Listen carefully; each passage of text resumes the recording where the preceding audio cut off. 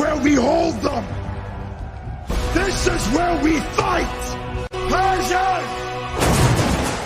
Give them nothing, but take from them everything.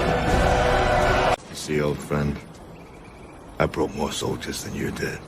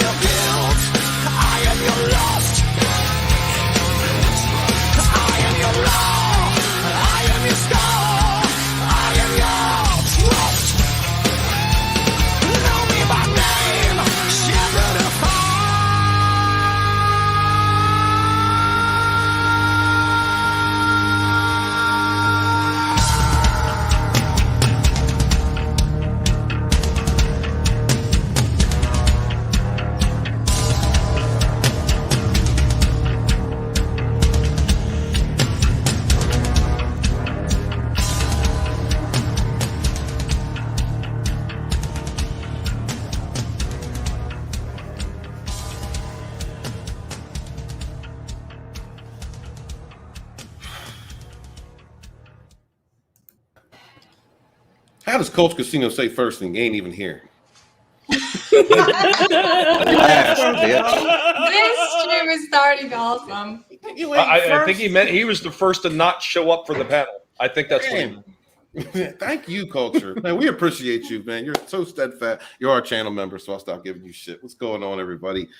Thank you to another Rogue Entertainment. Hail the chat. Before I get started, introduce my panel. With me is Tommy, the Guinea Pig Collective. What's up, Tommy? What's going on, y'all? Ready to nibble off some toes. I got the piggy army ready. Who are we attacking today? Nobody specific. Disney. Disney. With us also is the Red Gaze. What's up, brother? What up? What up? I'm doing big things with big members.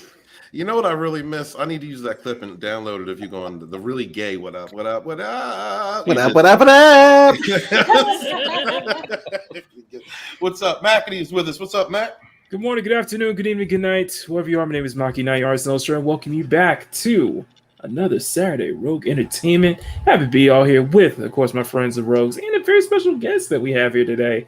Let's have some fun, and I'm looking forward to this weekend. I got plenty of stuff in line, but you'll have to wait until the dump to see what it is. So. Nice. Makini ASMR. Yeah, that very Yeah, that's exactly what it is. How dare you spoil it, Kate? With us also is Nerium. What's up, honey? Thank you for joining us. Hi. I came here because I have a special announcement from the National Park Service. I don't know. Okay. Maybe you'd like to, From the jump, huh? From the jump.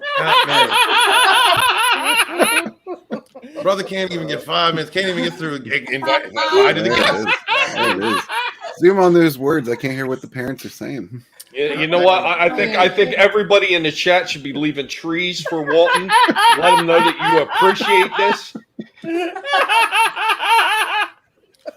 Yeah, this is how it rolls here. Dry hands will help you. I hate you. With us also, it's Oasis V. Steven, the cool Steven. What's going on, brother? Stefan, man, get it right, Stefan. Damn. Stefan Arkell over here. Arkell, you know. You're Steven's biggest simp. You know. Man, you know what? It was the first time we met was at Rose Gallery, and we had a dick measuring contest for the stream even started, and he won. It was hands down. Yeah. This is the big question. Who here is simping for who? Ooh, that's a good question. That's the $1 million question right there. Man love is, man love, brother. I mean, speak for yourself. Simping ain't pimping. All right, I think that question's just been answered. Ain't pimping, ain't kink shit either. But, Not that he needs to get any shorter, but I think Walton's already on his knees. Yeah. Here's exactly where I want him too. Yeah, you're gonna fit in just fine with this bag of dick tips. I'm literally just here because I was told that Walton, you were getting a little too high. And they said, Stefan, we need you to come on and bring them down just a little bit. So here we are. I hope we brought you down just a little bit. Love you. That. You have a very diverse. You have a very diverse panel, Stephen. You came in. You shook the tree. Walton fell out. This is a wonderful start to this show. Lord Runner, thank you for being here. Hail to the chat. In fact, concerning Walton's size, he's just using a voice. He's just using a voice modifier. When he actually speaks like this, it's like some of the Lollipop Guild. Also, every time I was going to say, every time I see Walton on screen, I always expect to see Gargamel stomping through his house. It's like the Smurfs. This is great. Like when Stefan is on, I can just sit back and relax because he's just going to take care of business. I try. This was going on for minutes before the stream even started. Ladies and gentlemen, we have an announcement today. Stefan is going to be taking over as head of Rogue Entertainment. Steven's going to retire. I was going to say back to his little tree house. I was surprised Walton was here. I was like, guys, did we not give him a memo that he was replaced with the superior Stefan? Man, how do you say Rogue Entertainment in Latin? Oh my god! In Latin? Yeah, Latin. I don't know Latin. I know some Spanish though. How you say Rogue Entertainment in Spanish? I don't know that much Spanish. This is how today's going to be. This is how today's going to be. I guess. I love you guys. CJ, Rogue Entertainment in Espanol. In Espanol. Thank you so much for being here, CJH Jed. What's up, brother? Good to see you, man. Keely Chow, hell, brother. Hey, man. Thank you so much for being here. Chaos Hoy is with us. Who knew? Love who knew. Thank you, channel member, brother. Robbie's with us. What's up, Robbie? Good to see you, man. Parrot Head. Yes, whatever. Wookiee Supremacies.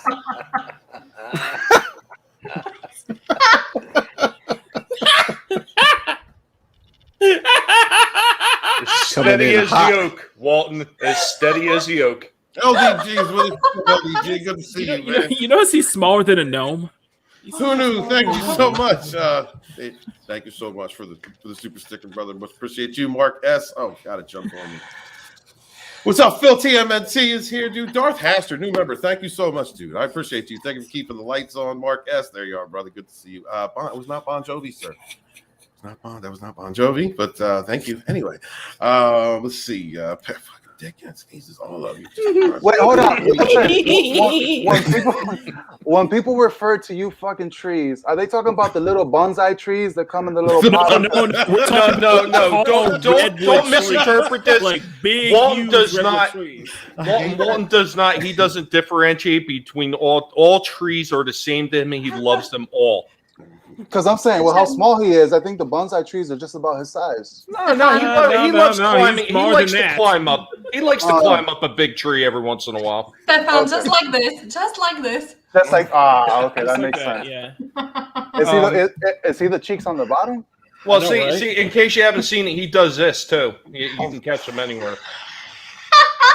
Wow, That's what you call that's what you call a tree job. Or something like this. Come on, you guys are too quick with this. Where do you get this from? We're working on it. Research. We are mad. It's magic, baby. It's all magic. Stefan, you only need to write Walton into Google, and that's all. Exactly. A little bit of that. He likes them big. He likes them big, Stefan. Okay. He likes them real big and barky. Big, barky, and stumpy and sturdy. Walton, come on, man. Stick up for yourself. It's impossible. Thank you for being here.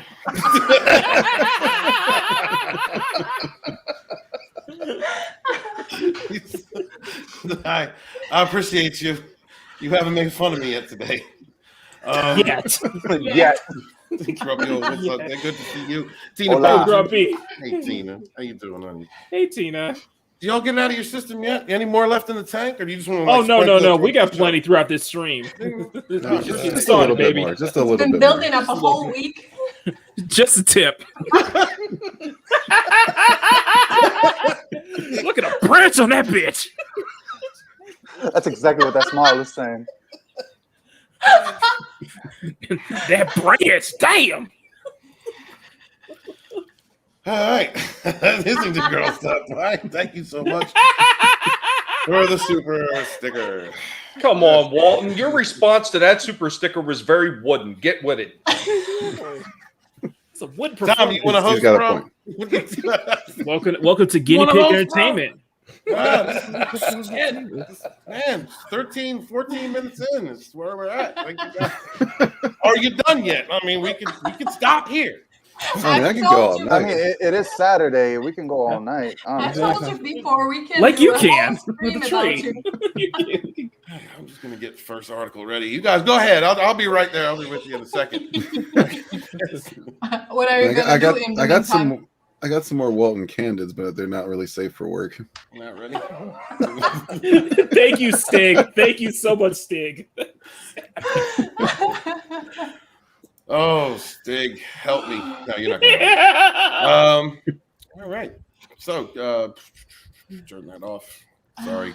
I'm multitasking. I can't do that. I should have done it. Thank you, Grumpy, for sharing the stream. What he meant to say is he's nervous because I'm above him. Right. Walton's a power bottom. He's used to it. Power bottom.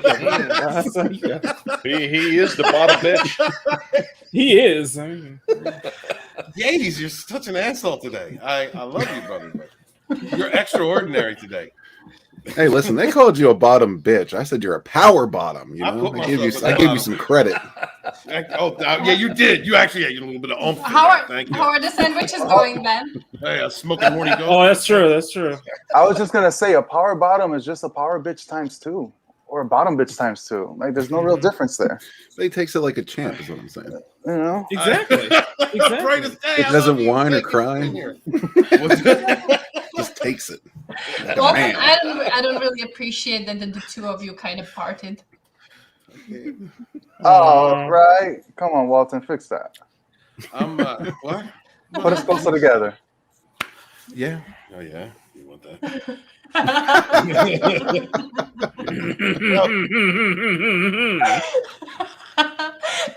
Today's Christopher Reeve's birthday, guys. Rest in 69 peace. years old, man. Rest in peace. I love. Quick question, Steven. Why do we have? Speaking of bottom bitch, why do we have Simu Liu on the far bottom right corner? Oh, I'm sorry. Let's get Very ready to go. topical. Thank you. I apologize for that. Man, I've been watching. I started watching Superman today when I found out that it was his birthday. I love this movie. This was a big part of my childhood. Something that I loved that inspired me.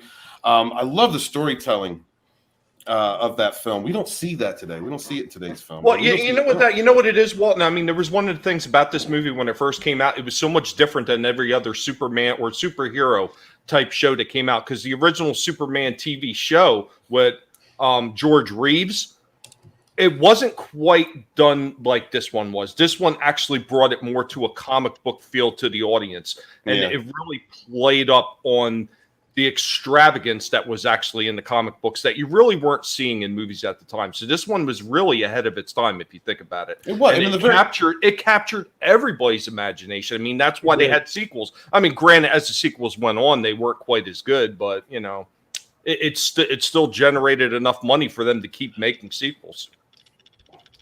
You know what I like? At the very beginning of it, it gave you like a quick explanation of Superman and the time that he was created in. During the Depression, and gave you an idea. It stayed true to the vision of the character.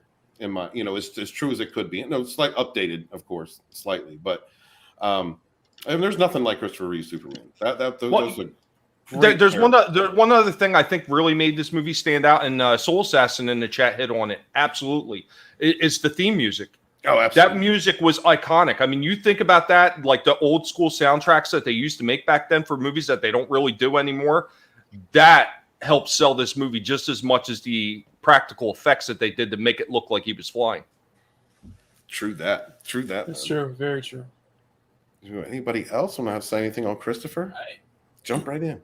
Happy birthday to Christopher. But hey, Walton, question. Were you old enough to see this movie in the theaters when it came out? Nah, I was 1 year old. Oh, I was just about to say. I'm like, there you go. There's another reason you're inferior to me, but it's cool. We only do old people jokes for Culture Casino.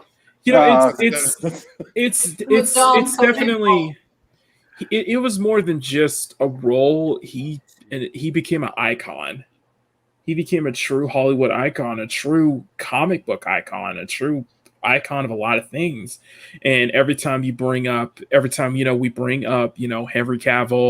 Brandon Routh, and pretty much even Tom Welling, it's like you have to walk in the shoes of someone who was truly great, someone who's truly a legend. I would say more walk in his shadow, Mockany. Walk in his shadow, yeah.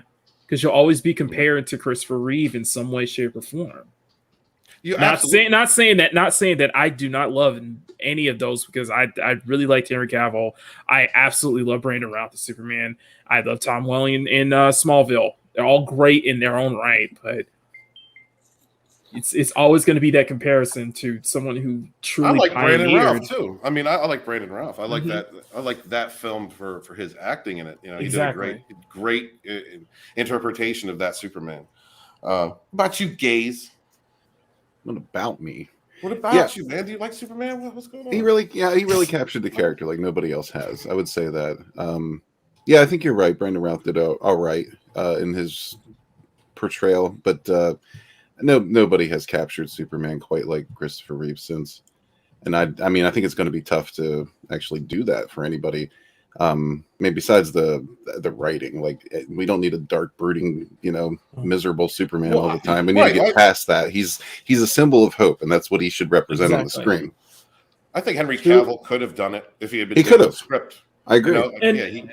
Who's the voice actor? Sorry. All right, go ahead. Not sure. Thank you for looking it up. I mean, it's even so bad that like you just know that Christopher Reeve Superman represents hope. They had to tell you he represents hope. Right. Don't forget. Don't forget. In the newer ones. And I completely forgot both Dean Cain and Tyler Hoechlin. So it's just so many of like the shadows they have to Yeah, Dean Cain was good too. I like that series, man. Lois and Clark. I thought that was a good series. And if you want to go voice acting, don't forget George Newbern, who voiced Superman in both the animated series, Injustice, and in the Justice League cartoon. Yeah. And Gene Hackman is Lex Luthor. Gene was so good as Lex, but I wish they had made him the corporate Lex. Right. I think he would have done a wonderful job in that regard too. Absolutely. James Hayes says the best rendition of the Superman character on film is the Superman from the animated series. Otherwise, George Reeves is the only actor to play Superman in worthy fashion. James giving a shout out to George Reeves. Wow. I missed all of those Supermans, to be honest. I think the first one I saw was God, I forgot which is the one that came out in the early 2000s. That was Superman Returns. That was Brandon Routh. Yep. Brandon Routh farted. Was that the I guess so. He has to farted. I don't know. I'm not sure, sir. I can't tell you.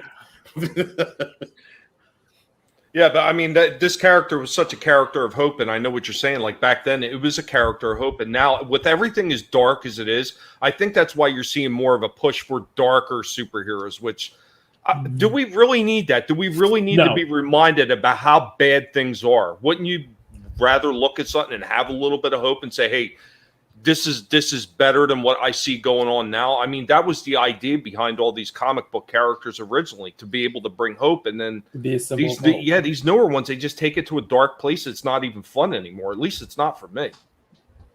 No, it's not fun because they want everything to reflect real life now. There's no escapism anymore, and that's the problem.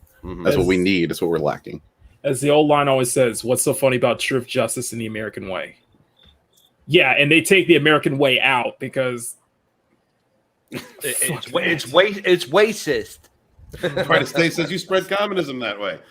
Oh, I guess so. This movie is so iconic, man, and it makes you feel good. It doesn't make you feel like it doesn't make you feel dark like a lot of films do now, and a lot of superhero films. Like symbol of hope. Right, Superman is a symbol of hope. Love. The film is definitely uplifting. It's definitely uplifting, and it's not trying to drag you down. It's not preaching to you. It was just really well written, and the special effects for the time were bar none. They were the best. The music, the orchestra. I miss those types of themes. That when they really got someone. When they got someone who could create something powerful. Nowadays, it's just it seems like it's a carbon copy. They're just trying to push, push out the next movie so fast and just get it done as cheaply as possible. They don't really put a lot of effort into every aspect of a film that makes them great in every way. Superman is one of those films for me. And Christopher Reeve is a part of it. Christopher Reeve is a part of that. I got to correct myself because Tommy made sure I said Reeve instead of Reeves before the show started. Thank you. And I just love this film. Let's go through this article real quick. This is from the Hollywood Reporter. It says Christopher Reeve called playing Superman a calculated risk. Christopher Reeve knew playing Superman might be a blow to his well-established theater career, but he was confident in the gamble, even if friends weren't. The deeply beloved actor and humanitarian was born on this day in 1952. His name was trending on social media Saturday as fans paid their respects to the actor who died in 2004 at the age of 52. Google also honored Reeve with a homepage doodle. Speaking with Dick Cavett in 1981, Reeve said he was given somewhat of a hard time from pals and colleagues when he agreed to play Superman in 1978 blockbuster, but he knew something that they did not. They were my friends, people who had the same prejudice that I did about the part, Reeve said to them. There's this group of us who all auditioned for the same things, who all went to school together, and we're all coming up through the ranks. He noted that the group included the likes of his best friend Robin Williams, William Hurt, Kevin Kline, James Woods, Steve Collins, and Treat Williams. A lot of them said, this is it, boy, down the drain, bye-bye, it's Boots forever. Take it while you can, but they hadn't read the material. And I took the gamble that the material was actually straight enough and classy enough that I could get away with it, Reeve said. So it was a calculated risk, and that accelerated the pace of my career. If I hadn't done the part, it's like the difference between taking Route 1 and I-95 on the Connecticut Turnpike. I just got here faster. It doesn't mean that I'm any better than I was. I'm still the same actor I've always been. I'm just a little more noticed. That's a humble quote. That's humble. That's almost life lesson to live by. You know Absolutely. I mean? Yeah, man. I mean, he's such a good guy. I'm glad that he played that part. Mm-hmm. You know, I wanted to ask, because I'm curious, since you guys have seen the movie and I haven't. Let me see how I can word this question to you. Is Christopher Reeve the best portrayal of Superman compared to what Superman was in the comics during the time that his live action film came out? I would say so. Did I explain that properly? You guys get it? Yes. Yeah. I would say definitely. Cool. Okay. Yeah, I might actually go back and I might go back and watch the movie now. You got to watch one. You got to watch the second one. They were made together. So, you know, but you'll want to. By the time you get to the end of the first, you're going to say, yes, I want more. And then Superman 2 is really good, too. It's an excellent film. Reeve would play Superman in 4 films, a span of a decade. Well, the last one, oh, man. Oh, God, the last one. He noted in other interviews. I'll watch it, but Nuclear Man, are you serious with me right now? The Quest for Peace. Quest for Peace. Oh no. Purely watch that for the popcorn. That's it.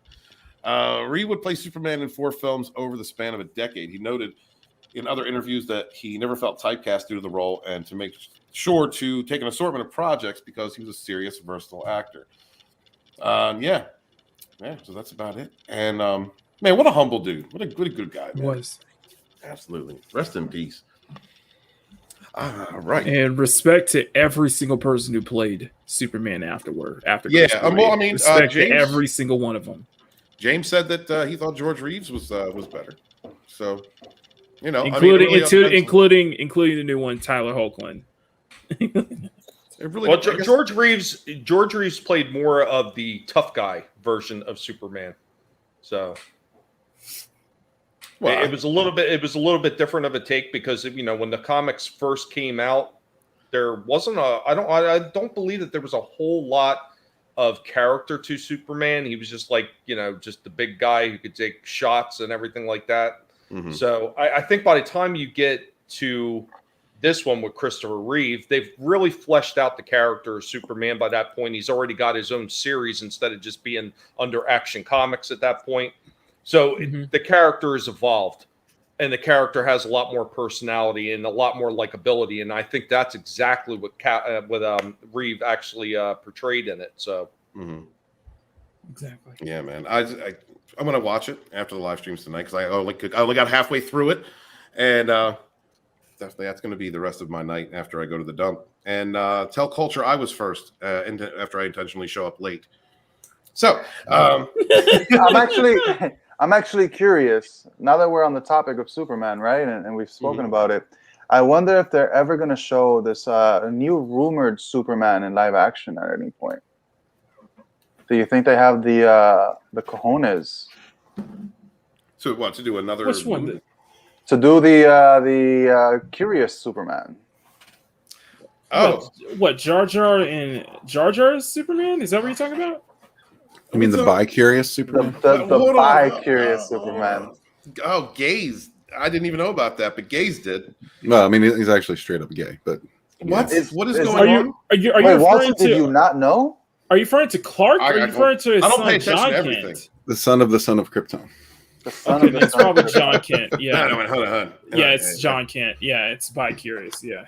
Oh, wait. Don't you incels know it's a more modern Superman for a more modern audience? Yeah, in modern times, everybody's gay. I dare them to play him in live action. See how that plays out. Yeah, see how that works out. See how that works out. There's a gay Superman now? It's bi-curious. Yeah, they're behind and the times. It's bi-curious, and it's technically his son, John Kent. Hey, you got to come out from behind the forest every once in a while and pay attention to stuff that's Like going you on. said, You can't see the Superman for the trees. You gotta pull your head out that tree, man. Which head? Superman's gay That was the point. Yeah. So there's a bi-curious Superman, Walton. Clark Kent is leaving the Earth apparently, and his son's gonna take over, and he's already exploring his sexuality. Whew, oh man. I mean, like, how do you not get Me Too being Superman and going around, raping guys? How do you do that? I don't know. That gives that whole Invisible Man joke a whole new spin, doesn't it? Oh, I know that joke. I know it's when you're so thanks for the curveball. No idea. Thanks. You just destroyed a little bit more of my childhood. I appreciate that. I didn't need to know that. I'm glad it was me. That's that's like not a power fantasy that I'd ever want to have. I just wonder how many people this young Superman is gonna kill because he can't control his bang bangs, like superpowered bangs. Appetite. Yeah. Appetite for ass destruction. Exactly. So, I don't know. What happens when he blinks out? I mean, where it's a murder scene at that point. So what happens there when he drops the load? Does it go right through the back of their head? I mean, how does that work? Exactly. That's my point exactly. But hopefully guys, he's a catcher. Otherwise, other people are going to get hurt. I mean, if he's a catcher, I hope he doesn't get tight one day and snaps it right off. Oh, Jesus. Yeah. There's a no-win scenario here. The second I found out the Superman was it was going to be bi-curious or whatever it is, all these scenarios, I'm like, see, they haven't thought this through. They haven't thought it through. He's going to start killing half of the people he has sex with. But it is what it is. I love no matter who's on the panel with us, we can take it from a place of happiness to the deepest, darkest pit you've ever heard of. It's wonderful. It's the pre-dump before. It's the pre-dump before the dump. Welcome to Rogue Entertainment. There you go. Thank you, guys. Guys, I got to duck out. I appreciate it. I just came to mess with Walter for a little bit. Thank you so much for the invitation. Promote your book before you leave, brother. No, hey, it's The Veil Walker on Indiegogo. We got about 13 days left. We're not extending the campaign.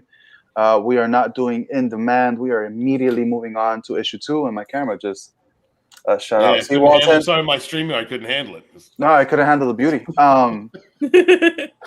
So really, it's The Veil Walker on Indiegogo. Again, 13 days left. You can honestly get a floppy with 25 pages.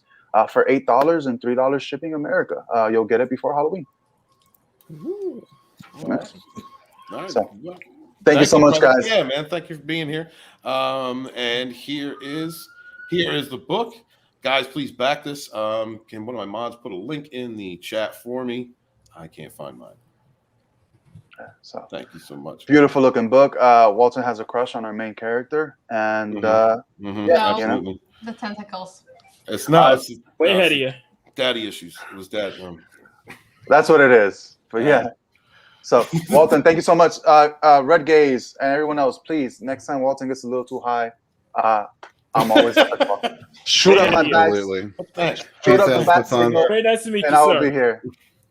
See you later, brother. Thank you for stopping through. Support independent creators. Please share out the link for Veil Walker and spread it around, guys. Appreciate you so much. Surprised you didn't say coming through. No, that's why he said spreading. That was a golden opportunity. You can't leave him miss it. He already said spreading. That was close enough. So, Star Wars Snoke actor admits being devastated about surprise character death. Anybody surprised? Is anybody surprised anymore? Wait, really? Well, it's all about subverting expectations, right? Really? Yes. Andy Serkis, he's just a little upset about you build up this villain to kill it, and only just to kill it. Like he gives a more prominent role in The Last Jedi, only to just kill him halfway through. with no point whatsoever, only to have Rise of Skywalker say that, oh yeah, he was just a clone of Palpatine. Yeah, and then put Palpatine Huh? on a big, weird-looking Hellraiser thing. What? Yes. So this is like someone else just coming out. It's like a slow trickle. It's like a slow trickle of people going, yeah, this was garbage. From I just or having issues with the films. I'm not surprised. I'm not surprised. I mean, he was given the promise, probably a role of a lifetime. If you look at like all of the actors involved in the sequel the Disney trilogy, excuse me, you're promised the opportunity to be an icon, to be immortalized, and then you're immortalized in garbage. And how would that make one feel? He thinks that he's going to be the main bad guy in the story. That it's going to be, he probably grew up with Star Wars, so the great storytelling in it, and then nothing. You're dead. Yes, we're just going to kill you for no reason. Culture. Wonderful. Wonderful. Wow. Oh, yeah? Are you coming with it today, huh? Perfect. Yeah, old man? Yeah. Where are you? A little late? You okay? You gonna need to take a nap this afternoon? Rub in some Bengay. You'll be all right. You'll be just get your walker and get to your freaking chair. Pop on the camera and come on in. We're waiting. This is horrendous. We're waiting. I'll tell you what. Every time somebody talks about this Disney Star Wars garbage, I am so glad that I checked out after that first one. I'm so glad I did not watch the rest of them. I feel fortunate. I feel blessed. I feel smarter than the rest of you. I'm probably the only person that noticed the advertisement on the right. Walton, are you into investing into gold now? Gold, sure. Why not? Okay, you can send a brig over here. That's just there to emphasize Snoke's outfit. Yeah. I thought it was gold member. Even the character looks so shocked, according to the article. Yeah, that's what Superman's first boyfriend's going to look like. That's horror. when Superman is finished with him, right? That's horror Hugh Hefner, right? Oof. That's right before his head explodes. Yeah. Oh god. It shoots off. Would it explode or would it like shoot through like the top, like a shotgun blast at close range? Question. I was thinking if Hugh Hefner found a fountain of youth. Or he was undead. Did find undead, basically. Undead Hugh Hefner. Snoke was big pimping. It says even though the without the G's. The Star Wars: The Rise of Skywalker concluded Disney's controversial sequel trilogy in 2019. The conversation around the studio's decision or lack thereof is still being discussed. In 2021 alone, the U.S. federal court ruled The Last Jedi is mediocre. And while George Lucas's ex-wife recently blasted the studio's failure to understand Star Wars, that was funny as hell. When that judge was like, "Damn, this is as bad as The Last Jedi." That's a damn shame. You pissed off fans everywhere. However, while the audience's regard for the trilogy has yet to improve, Star Wars actor Andy Serkis only found success following his character's shocking death in The Last Jedi. After having played Ulysses Klaue in Marvel's Black Panther. Claw. It's got claw. You say that like it's claw. Jesus, Steven, where have you been for the last claws 4 years? Claws are the things that you use to go up the trees, Steven. I read phonetically. This says clow. All right? I'm reading it. Well, somebody forgot to get you hooked on phonics as a child. In Marvel's Black Panther, directed Venom, Let There Be Garbage, and his performance as Alfred. Did you say "Let There Be Garbage"? What? No, I didn't say garbage. I said carnage. What is wrong? I also heard garbage. No, I didn't say that. I wouldn't say that. I would not say that. Alfred Pennyworth in The Batman is headed for theaters next year. The actor is now opening up about a short-lived run in that galaxy far, far away. You just got a sweet super chat, just so you know. Andy Serkis is pretty short too, by the way. If that makes you feel more comfortable. Yeah, but Walton is shorter, though. God. Damn, dude. Oh, you didn't have to super chat us, brother. Hail the panel, hail chat, hail everyone except Walton. Bam. Who do you think you are, sir? You started this, man. You started to Like I fiddle said- with like I the said, chat Steve- first. Like I said, Steven, it's a glorious day, and I said this before. It's a glorious day. The fact that we have more respect and we're here for Ashley than we are for you. Oh, You know what? The most important thing to remember about that super chat, Walton, is he paid you to denigrate yourself. He did, and I will gladly take that. I will take your money and allow you to talk shit about myself. Thank you. I appreciate you. Please do it all the time. Except we don't have to. Except we don't have to pay to do that. We do that for free. Well, that's just like a tip. That's like an extra special. Hey, I feel really good telling you to F yourself. That's what that is. It's almost like sympathy. I don't mind. I want to know when the. Don't you mean I want to know when the Walton garden gnomes are going to be coming out. Oh my god, we need to put that in the merch.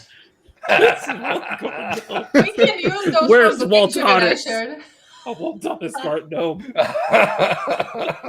Oh god, that'd be great. I would find it. It's Perfect for your front. Perfect for your front yard. To keep the I don't want trees a and animal t-shirt. away. I don't want a mug. I don't want a pet. I don't want anything. I don't even have a I garden. want but a I would garden find it gnome. in Where's Walton? I'm renaming the show when it's over. Just F Steven. That's It's gonna be so adorable. Rogue Entertainment F Steven. That's. Oh no! Don't stop, please. I don't on my account. Oh, you got another super chat there. Yeah, another super chat. Mr. I don't even know if I want to look at it. Lower your standards some more. Walton. Read it. It doesn't matter if you want to look at it. You said he has to look up, not look over. He has to look up. Raise his fee for $2. That's the only tip you're getting from me. No back kisses? Yeah, really? That's it? That's the extent? Well, at least he paid for dinner. At least he paid for dinner. Oh, yeah, because he doesn't need that much for the kids' meals. All right. But thank you, Soul Assassin, for adding to the fun. I appreciate you. Hold on, maybe we can get a hold of the My middle name, little Walton figurines. My middle name is John James. Thank you very much for pointing that out. I appreciate you. Tina, what the hell? Make sure you all pronunciate Ashley. That's correct. Ashley. That's correct. Fuck me. No. In talking with Gizmodo, Venom 2 director Andy Serkis shared his thought on playing Supreme Leader Snoke and his character's surprising death in Star Wars The Last Jedi, saying, I was devastated. I was devastated. Ripped my heart out. But isn't it cute like he's still trying? I was devastated when I read the script because it was all going so well. I was like, man, this is a boss character. I'm going to love playing. Really? What? Are you kidding me? What? I was like, okay, is a good idea. I suppose it is.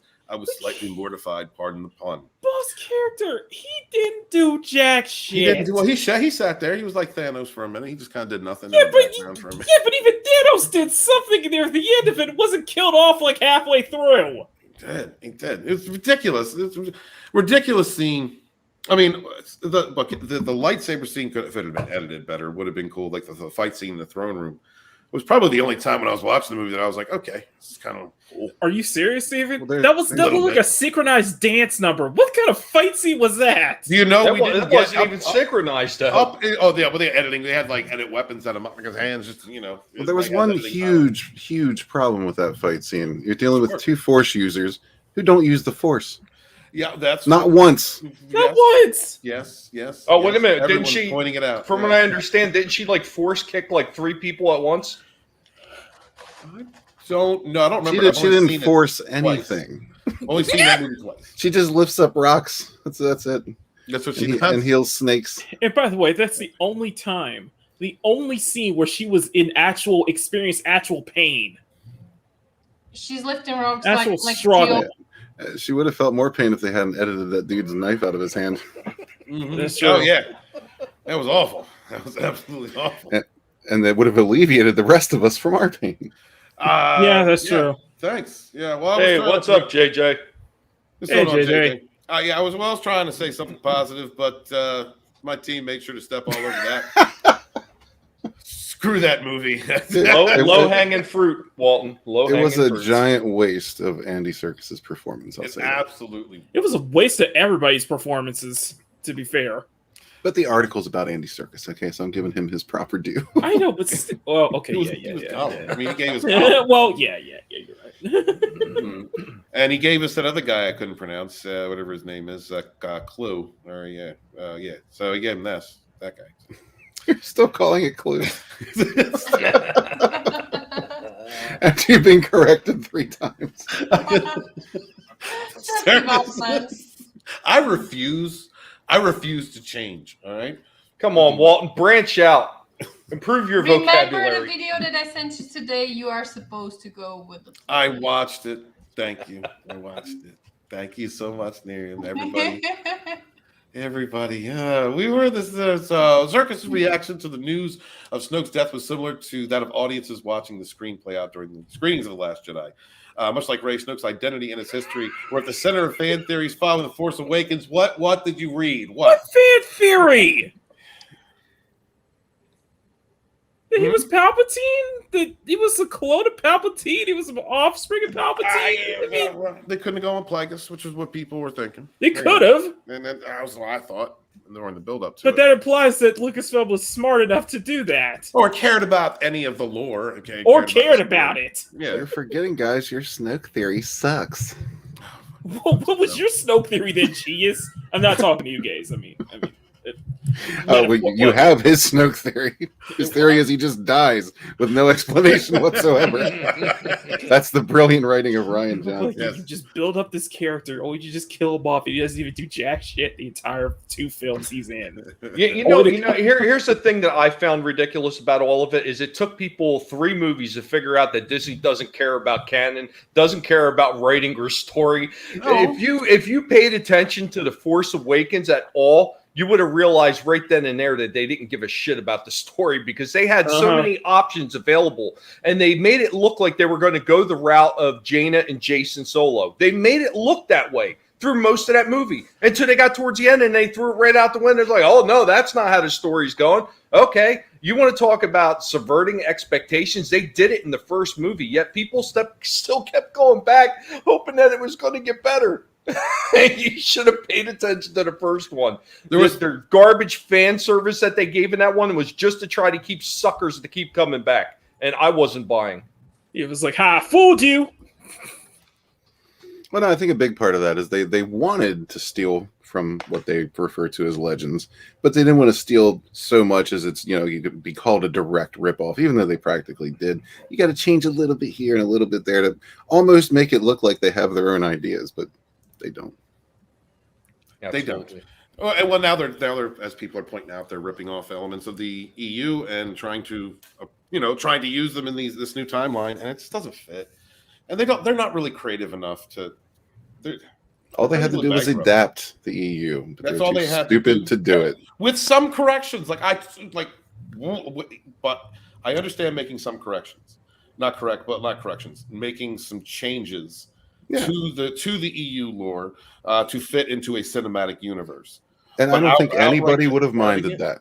No, I don't think anybody. Yeah. Well, there still would have been people out there who are hardliners and were like, "No, I'm not." Yeah, there's always going to be. You're always going to have that. But that's a passion of fandom. That's not a negative. Well, by and large, sometimes it's a negative thing. Sometimes. Well, you know what? I mean, if you look at.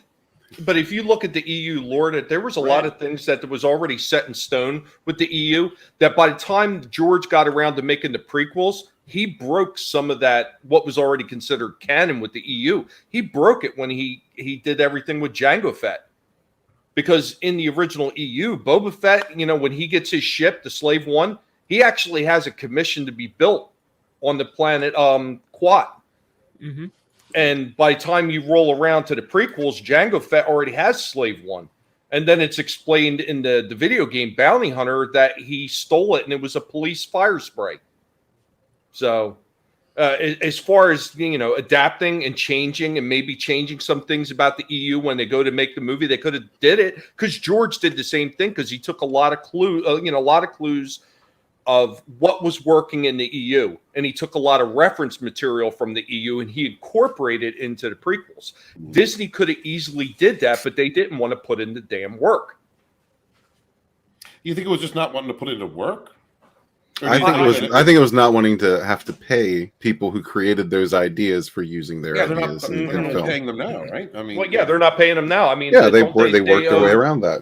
They owe that other writer right now. They owe him money. They're not paying him. I think it wasn't just a lack of wanting to put in the work, Tommy. I think it was because it was just wanting to go in a different direction and wanting to press their own ideas, see themselves on screen. People that weren't really it's not wanting to put in the work, not wanting to pay the people who actually did the work to put in work, but also being completely ignorant and having your head shoved so far up your own ass about being self-serving. Yeah, probably a lot of ego involved as well. Definitely a lot of ego involved. Too much ego. We're gonna make better Star Wars. Right? Yeah, and if you've got an ego like that, then you look at fans who are appreciative of something and go, "Oh no, we know what's better than you. We what's good for you." And that's that created a controversy. That created a confrontation between the creators and the fans from the jump. I mean, as soon as they threw out the EU and you have people trying to save it. Like taking out billboards, and then who was it? Brian Young that called the EU enthusiasts, the ones that wanted to bring the EU back, militant and shitty. Like from the jump. Don't quote me. I believe it was Brian Young. I mean, that was the attitude that we were getting from people working around these films and this trilogy. Yeah. I mean, you already have disdain for the fans. I mean, when you do so, that means that you don't like the material, and you're going to change it to fit your perspective. And that, I think, that was the biggest problem. Also, not putting in the work to really appreciate, at least give some attempt to appreciate all of the writing and all of the storytelling that came around the films.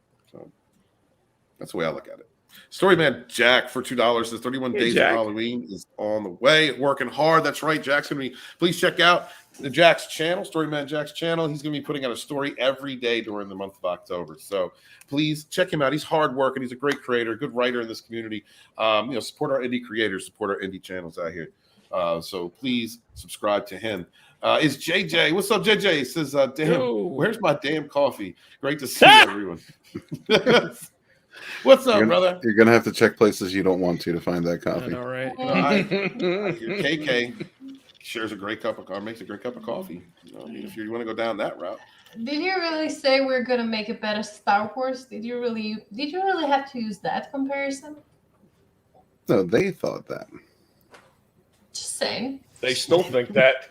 They still as they're getting ready to release pet rocks in the theme parks.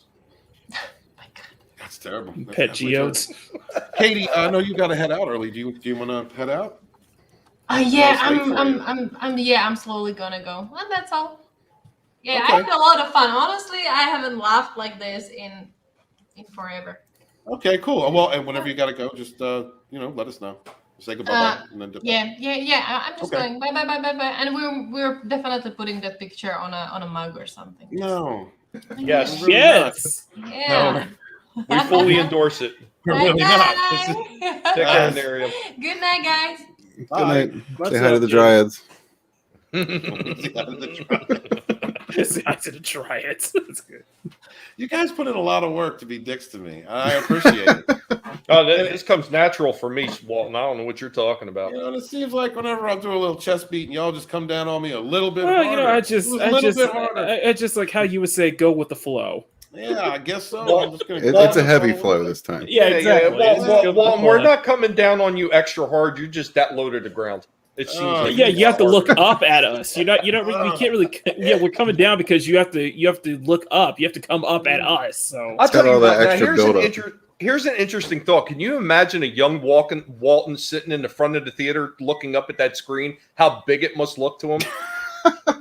Like the Empire State Building.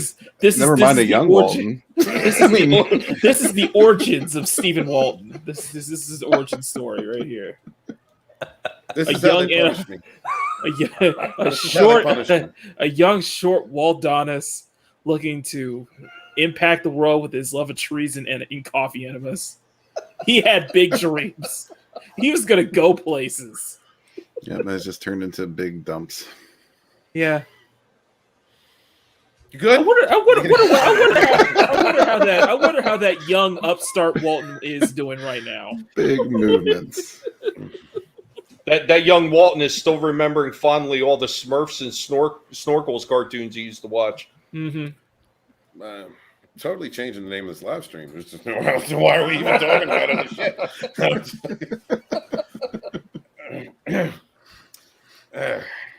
Oh, thank you, CJ. They're auditioning to be the newest members of the Dix division. We're talking about this is the tree division. This is the branch division. Okay, this is the Walton branch. This is the Walton branch. Hot damn. All right. So, with ownership rights of its heroes at stake, Marvel sues families of Stan Lee, Steve Ditko, and others. Disney is going to court on Marvel's behalf. The corporation has sued the families of the Marvel legends Steve Lee and Steve Ditko, Don Rico, Don Heck, Larry Lieber, and Gene Colan. Is that Colan? Is it Colan? When in doubt, just say colon. I mean, is it Colan? Is it though? It's too small for me to read, honestly. It's Colan. Well, it's Colan. So is that colon or is that's colon all day long? Colon. Okay, so that's all right. So it's a Gene Colan. All right. I just wanted to make sure that I'm just trying to be proper here. In order to prevent them from claiming copyrights for a slew of Marvel characters, including Iron Man, Doctor Strange, Spider-Man, Ant-Man, Hawkeye, Thor, and Black Widow. There's a lot of complicated legal machinations going on here, but we'll try to sum up the key points required today in a story by The Hollywood Reporter. Reportedly, Disney filed the lawsuit in response to receiving copyright termination notices from the above families, which claim the rights of the characters should revert to the creators' heirs. So, I mean, they are on the defensive here, I guess.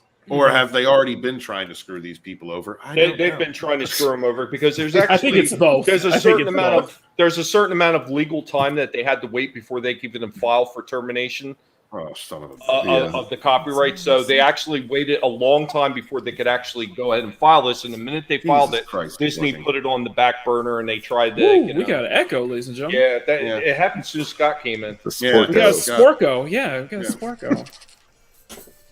I guess we're all suffering a case of the sporks. Just hanging out.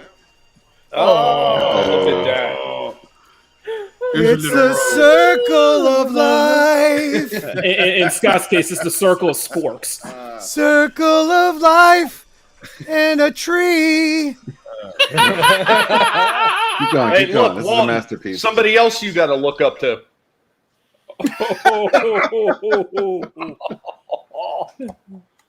Thank you for being here, Scott. Appreciate you. Calm down. If I laughed a little harder, the baby would start crying. Well, to be fair, that baby would start crying the moment he opened his eyes and saw Walton on screen. Tommy, can you play that clip, please? Thank you. Now, technically, trees are part of the circle of life. Until Walton gets done with them. Did Scott leave of his own volition, or did you throw him out? He left of his own volition. He just showed up. I think it's the latter. I think you threw him out. Oh no, not that dick. No, he showed up to do that, and then dipped out. I feel like it's both. Like he was playing to kick him out, but he already left before he could do so. I think Scott's been watching the stream and felt left out. Is what I think. He's loving this show. I know it. There's a lot of complot. I already read that crap. Families of the creators claim the copyright law allows them to reclaim rights once a set amount of time has passed. Disney is arguing that part of the copyright law doesn't apply here, as the creators came up with the characters under a work-for-hire contract. If the families went out, they will have partial rights to a slew of Marvel characters that are now worth billions. Previous cases, however, have tended to side with the publisher. 2014, Jack Kirby's family had taken a similar path with appeals to a court in that case ruled in favor of Disney, saying that Kirby was working for hire. The two parties ultimately settled, with Disney giving the Kirby family an undisclosed amount of money rather than having the case be heard by the U.S. Supreme Court. DC has also faced a similar case with Superman creators Jerry Siegel and Joe Shuster. Says there's a U, just Schuster. There's not an O there. There's no O there. There's no O there. No, U as in you. You illiterate bastard. Schuster. There's no O there. It's not O like ooh. It's ooh. You. Schuster. Ew. Jesus Christ. You know, the same sound everybody makes when they catch you out in the forest? Ew. Trying and failing with their own termination notice. For Disney, the legendary Marvel method, where authors and artists collaborated and created a comic book series, works in the corporation's favor, as the system makes it hard to assign ownership to a specific individual, so chances are these cases will be ruled in Disney's favor or settled out of court. If the families win, however, Disney is going to hold some of the rights, to the characters and be able to control and profit from any ventures they have outside of the United States.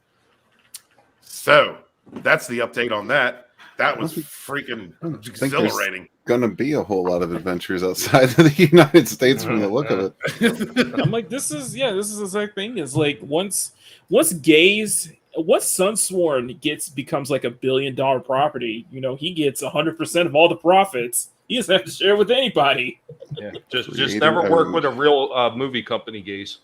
Make sure you never surrender your rights. Yeah, deal with your rights, guys. You'll be okay.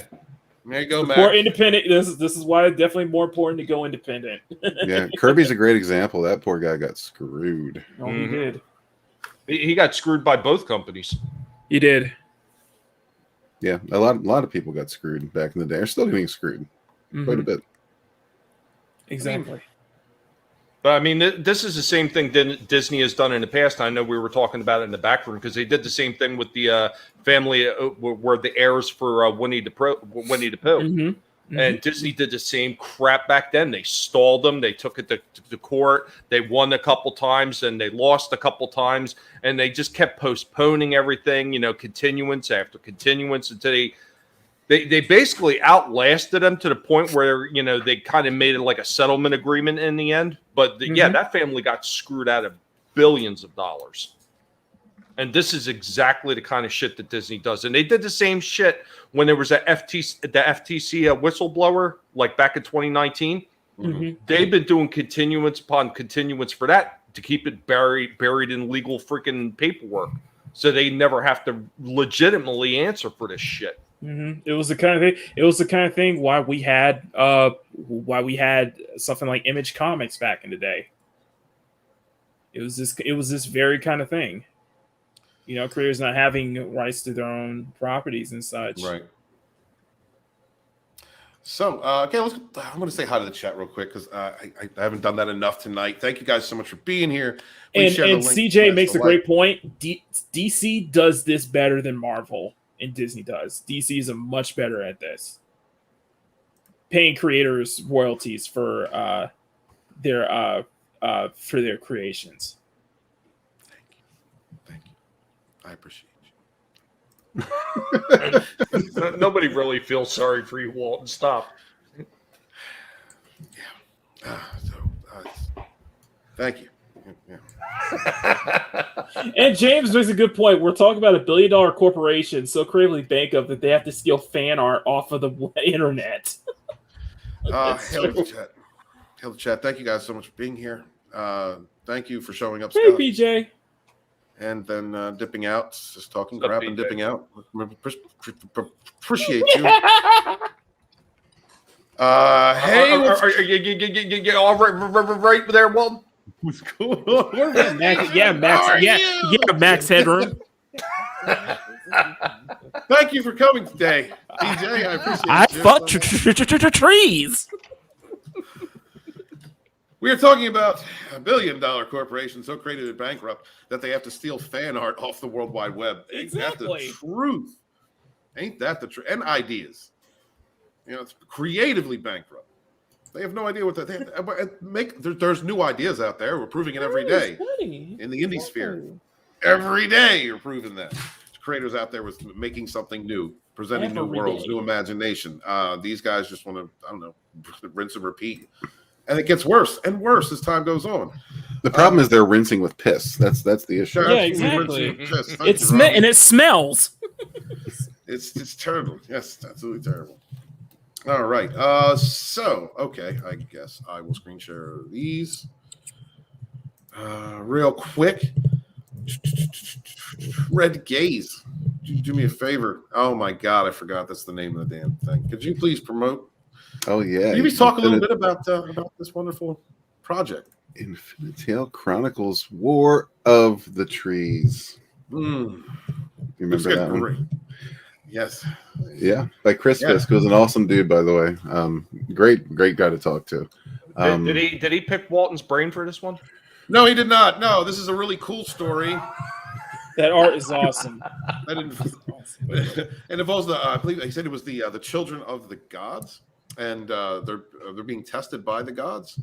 There was great explanation of this on Rogue's Gallery last week on the Red Gaze's channel. Please go check out our friend Gaze when he talks less crap over there about me than over here. I don't know if that's true. That's totally not true. I'm just trying to think of something positive to say about you, buddy. I feel kind of deflated today. Y'all just came in like a storm and said, let's punch Steve in the nuts today. He needs it, and that's what you did. It's been a while, that deflation sounds like a whoopee cushion. Just it's hurting a little bit. I have to admit. Well, you should be happy about this because it's nowhere but up for you, buddy. Nowhere but up. Up the rectum with coffee. Yeah, absolutely. The art is absolutely gorgeous, by the way. It is. It says, regardless if the campaign succeeds or not, all backers are guaranteed to receive their perks when the campaign ends. The campaign isn't to fund the book; it's to gauge interest in the ground floor of an epic fantasy series. Yeah. Chris isn't screwing around on this. He's got the books as far. I believe he's actually has all the books printed already and ready to go, or if not, he at least has all the files ready to print. I mean, there you. I mean, there it is right there. You're just gauging interest for something that's already been made. So this is going to get fulfilled fairly quickly, wouldn't you say, Gaze? Well, I think we got 36 days left on the campaign. But yeah, I'd really like to see these numbers go up because this is a gorgeous looking book. So that sounds like, just with our discussion, Chris put a lot of thought into this and really created a cool world with cool characters. A lot of familiar stuff in it, like gods and elves and a lot of fantasy stuff that you'll be more familiar with. But he has his own spin on everything, and that's what I like about this stuff too. Because every time you see an indie book, not every time, but most of the time, you see things that are a bit familiar, but they have their own twist on them, and it just makes for an interesting story because you're not always reading the same story. You know what I mean? You have new I hate the word reimagining. I don't even want to use it. Because that's usually like a cuss word. That's a buzzword these days. Yeah. But yeah, a lot of these creatures and characters really are reimagined in a good way. So yeah, definitely take a look at Infinite Tale Chronicles. Because I know, Chris has put a lot of work into this, and he's really passionate about it. And I think he's even at least of British heritage.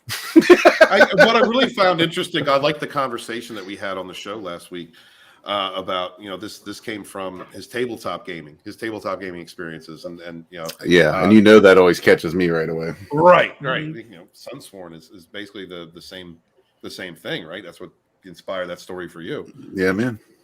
So yeah, great artist in the community. I mean, these numbers are low, guys. He doesn't deserves more than 12%, more than 36 backers. If we could share links out for this, the mods can get that out in the chat. I'd appreciate that. Thank you very much, Gabe. But I would really like to see a lot more of these books funded on the merits of the books themselves, the projects themselves, than like a personality contest, because that's not what it's about. It's about the entertainment, and that's where I want the focus to remain. Absolutely, man. Great imagination. The book is ready to go. He's just gauging interest in the series, and let's make a dream come true. That's what we are about here. We've got a great artist, storyteller. Let's promote indie creators, guys, man. Thank you so much. Absolutely, because not everybody has that salesman in them, right? Not everybody has that that big personality, and that's something you got to recognize, because sometimes the people can come off as a little flat, but it doesn't mean they're not passionate. I just want to remind everybody, would really take a look at these projects that you're seeing, and just look at the projects, look at the art, look at the story you can gather from what's listed on the page, and from what the creators have to say about it, and just really make a decision based on that. Definitely, because you don't want to blindly support things. You want to know what you are supporting, the type of content you are getting. And like Gay said, some people aren't, they're not public speakers. Sometimes it's difficult for, especially a lot of, at least in my experience, there's some writers are introverts, man. They just want to sit down with pen and pad. Yeah, a lot of writers I met. Yeah, absolutely. Yeah. And I've been like that. It's very difficult for me to develop still developing a public personality. But you have someone here like Connery. I loved talking to Connery. That's a good man who's really trying to progress himself in this world. He's struggles with autism. And but it doesn't stop him, doesn't hold him back. This man's putting out a comic book. This man's living his dream. So I want to see. I want you guys to check this out. I think one of the mods put a link in the chat, and take a look at it. Take a look at the ad. Go maybe watch Rogue's Gallery last week. Look at the interviews of these creators. Red and Miriam do a great job interviewing these creators, asking the questions that people would like answered, and do it in an entirely different format than most presentations for indie comics. It's pretty rapid fire. It's fun. You have a great time over there. You get to see the personality of the person. We try and make them comfortable, with a light atmosphere, and it's a great time. Absolutely. Yeah, man. Yeah, I think Connery's taken a lot of influence from stuff like Pokemon and Sonic the Hedgehog, and it's really kind of made his own thing from those influences. Mm-hmm. But yeah, this looks like a pretty dynamic book. It's got some cool looking art, I think. That's one thing I love seeing about these indie projects, is there's all different types of art styles coming out, and they all have their own merit. Like, there's something good about all of them, and this particular style, I think, fits the story he's trying to tell very well. I agree. Mackany, what do you think of the art here, brother? We had him on Sunday Culture Review, I think, a couple of weeks back, and it was great listening to him and such. And I definitely agree 100% with Red Gaze. Always looking forward to kind of seeing new stuff, new art styles, and just kind of really people putting this stamp on their own creations and putting it out there in the world. And it's very inspiring. I really hope the best for everything. And we've seen so much success from the indie sphere in the past couple of years that, everybody is getting into it, and it feels like it's not as scary as it is to want to go out and produce your own content and put it out there into the world. Absolutely, because we've had great people, content creators like Vinnieart, who's been putting out books for a while now, really cares about the product he's creating, the stories, the world building that he's doing, getting the product fulfilled out to backers. He respects the fans. Like, the people that have forged ahead with this, gave Gaze the inspiration to go ahead and put out Sunsworn, gave Miriam the inspiration to put out Bonds. Like, and then this is what it's about. It's about creating things, original concepts from very imaginative minds, respecting the customer, fans first, getting projects done, getting them out there, and promoting indie creators that are passionate about their work. That's what Rogue Entertainment is about, and that's really a passion of mine. I love the reason that I began writing my science fiction again, getting back into my science fiction, was because of all these wonderful creators in this community.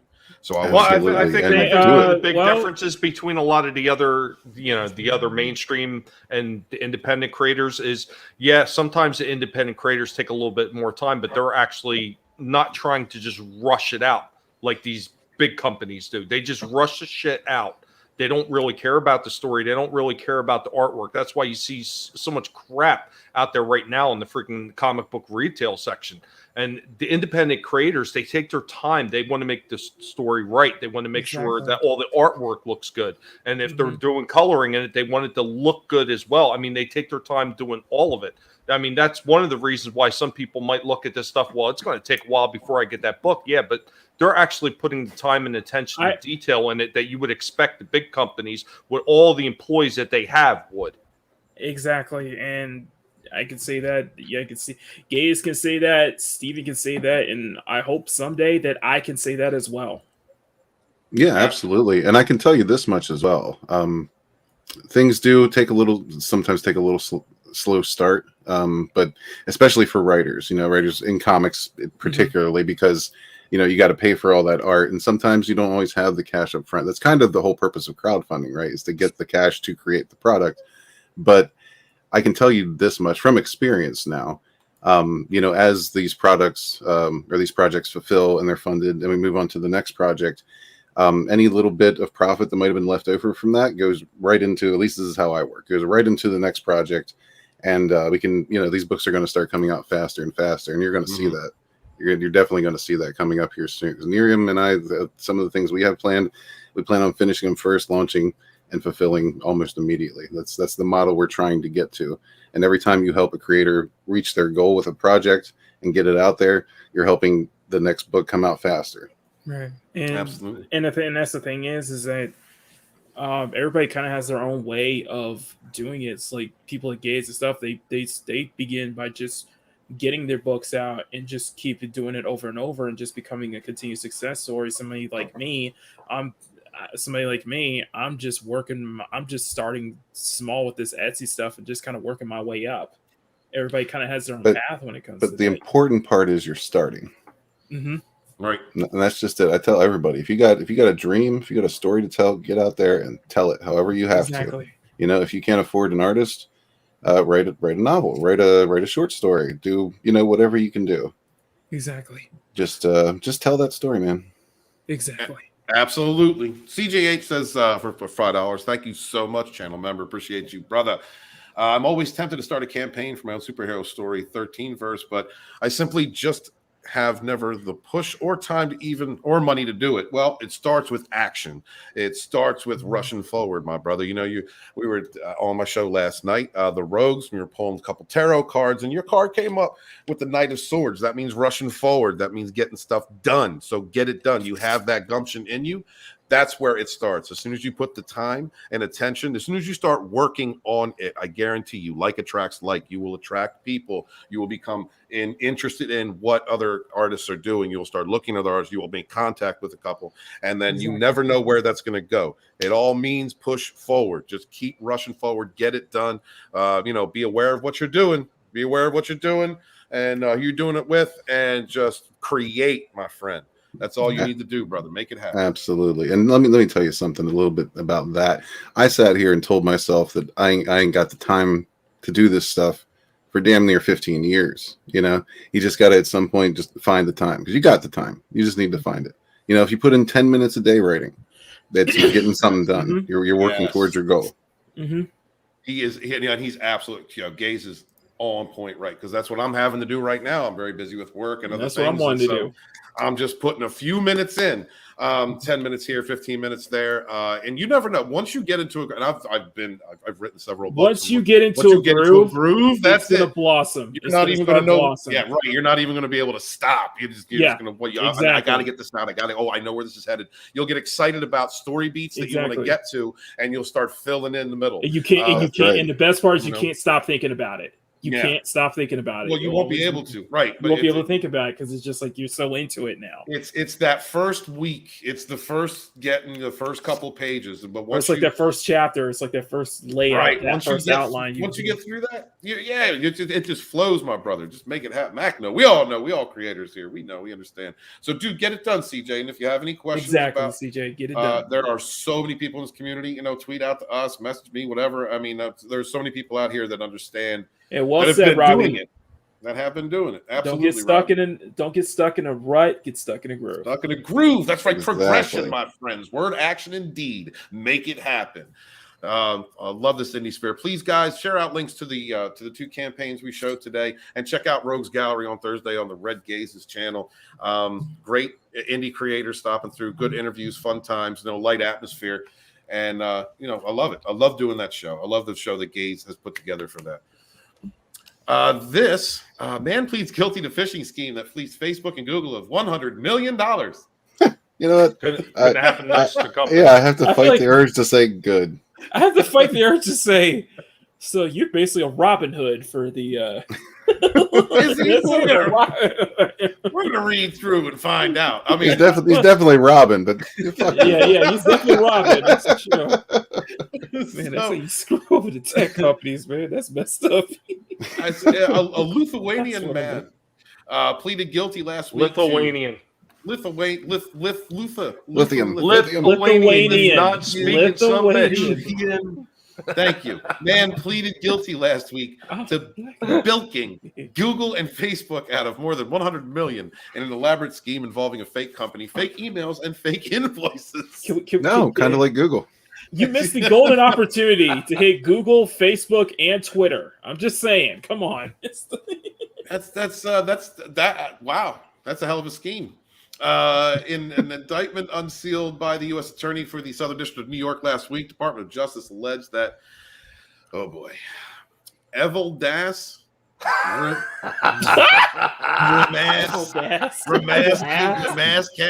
ass. What? Did you say deviled ass? Deviled ass. Like deviled ass. I thought he was trying to read it. Enema asked. No, look at Evil asked. How the hell do you say this? Evaldas.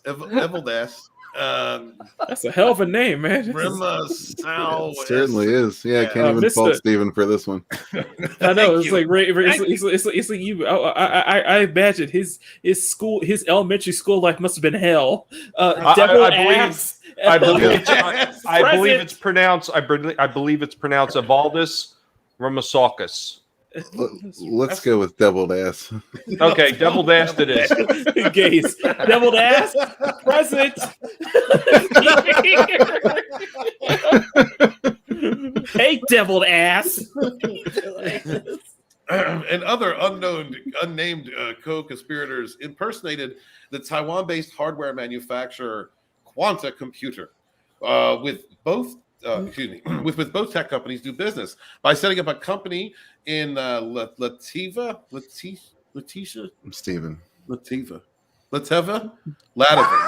Steven, Jesus Christ! Why don't you just call it lobby? I was gonna say you should have. I was gonna say. I think you would have been more effective if you set up as a fake Chinese company. I'm just saying. With the same name. Just say Wakanda. Just move on. Using myriad forged invoices, contracts, letters, corporate stamps, and general confusion created by a corporate doppelganger. They seemingly successfully bamboozled. They've been hornswoggled. They run amok. Run amok. Google and Facebook into paying tens of millions of dollars in fraudulent bills from 2013 to 2015. Damn. What does incompetent mean? Right. Yeah, I only have one thing to say to that. Brilliant. As respect. Respect the hustle, man. You got the payments that were wired to bank accounts controlled by Deviled Ass, which he subsequently laundered through several other bank accounts through Wakanda. Lativa forever. Cyprus, Slovakia. Shit. Lithuania, Hungary, and Hong Kong. Here, I'll just read that out for you, Walton, because I know you're going to be stuttering all over the place. Gaze, is this something you want to tell us? No. And if there was, this answer would still be no. Lithuania, Hungary, and Hong Kong. The 50-year-old who was Hungary. That's what it says. This is what I said it for him. You didn't need. I already said it, Walton. You didn't need to embarrass yourself by trying to read it, but you did anyway. Thank you for the joke. It's Hungary, Walton. That says Hungary. No, it's Hungary. It's All right, whatever. That's not how hungry spelled. I know. I was like, shut up! I grew up on the streets, bitch. It's Hungary. You know what? If it had a bunch of different names of a tree species, he would have read every last one of them correctly, no matter how difficult they were to pronounce. The 50-year-old who was extradited to New York in 2017 pleaded guilty to one count of wire fraud on Wednesday. They want to man the streets and a freak in the trees. On Wednesday, and agreed to forfeit $49.7 million. He could face up to 30 years in prison, and he was sentenced on July 24th. What? Okay. You don't want to fund public radio's future, you cheap bastard. What happened to support independence, Walton? Exactly. Exactly. Boo this guy in the chat. Boo! Boo! As Deviled Ass admitted today, he devised a blatant scheme to fleece U.S. companies out of $100 million and then siphon those funds to bank accounts around the globe. The U.S. Attorney Geoffrey Berman. Jiu-jitsu. Just call him Shang-Chi. Gotcha. Simu. Ramskus asses thought he could hide behind a computer screen halfway across the world while he conducted his fraudulent scheme. But as he has learned, the arms of American justice are long, and he now faces significant time in U.S. prison. Since when? Since when do we have justice in America? When did that come back? We have social justice in America. We don't have justice. The indictment does not identify Google and Facebook by name, but the two tech giants confirmed to NPR that they are victim 1 and victim 2, respectively. Oh. Yeah. When he went to prison, his last words are like, "I fooled your ass. I got your ass. What's up?" All those millions, and he couldn't plant his ass in a place where he couldn't be. I mean, you could be smarter. I mean, you could be smarter than that. I mean, come on now. Really? Yeah. Both companies said they regrouped all or most of the money, but declined to comment on the exact sum. Bloomberg reported the scheme netted about $23 million from Google in 2013, and about $98 million from Facebook in 2015. You missed a goal. Like I said, you missed a golden opportunity. You should have done this to Jack Dorsey at Twitter. I'm just saying, Mackety don't like Dorsey. The FBI's internet. Y'all don't either. Y'all know that. I don't either. No, you're right. The FBI's Internet Crime Complaint Center issued an advisory in June warning that this type of fraud, called a business email compromise, is up to 1,300%. Is up to 1,300% since January 15th. The FBI estimates companies have been defrauded of more than $3 billion in recent years. So they got robbed, but Deviled Ass was brought to justice. Thank you, long arms of the law. I mean, I guess, normally I wouldn't be condoning this kind of behavior, but we're talking about companies who have been subverting the monopoly laws for years. So I'm having a whole lot of trouble trying to feel any kind of sympathy. Right. Not only that, but selling everybody's information. Yeah, they're scum. They're pure scum. Yeah. You can't even put a price tag on the billions of dollars that they fleeced off people selling their information. Yeah, I mean, you get emails all the time from people trying to use these scams. They've been doing it for the longest time, since as long as, God, I remember having email, at least 15, 20 years. They've, you've gotten those emails from people who want to give you money, or you've inherited money. And I can't believe that there are people that are dumb enough to fall for these and have for a very long time. We got a co-conspirator in the chat, Stephen. Can someone please help Waldonis with reading? Stephen, you should choose shorter articles with more pictures. Thanks, Kate.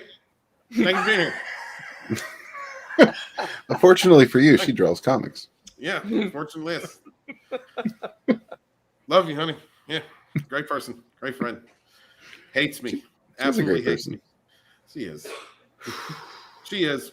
I love you guys. So that's all the articles we have for today. I know we said we weren't going to do outros, but we might as well do them because it's only 4 of them.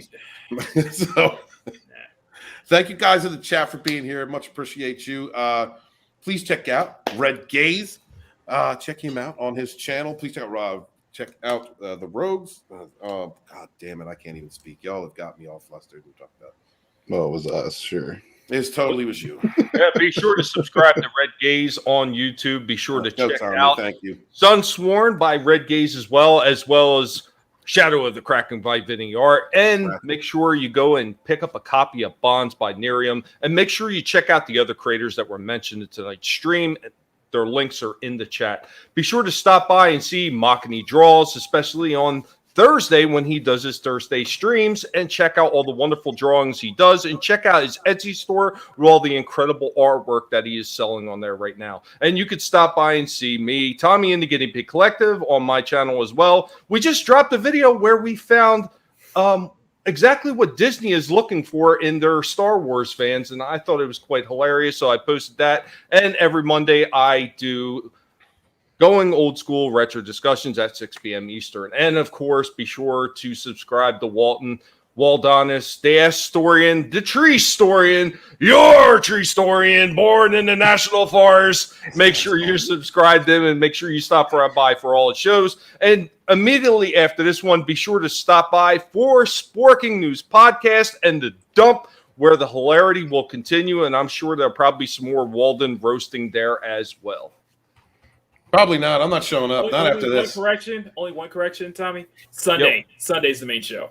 Oh, Sunday's your main show now. Yeah. Mocking Thank you guys so much. But that was great. That was fantastic. Thank you guys so much for being here. I appreciate you. Please remember to support independent creators and your favorite 2 or 3 YouTubers. Share out links for their channels.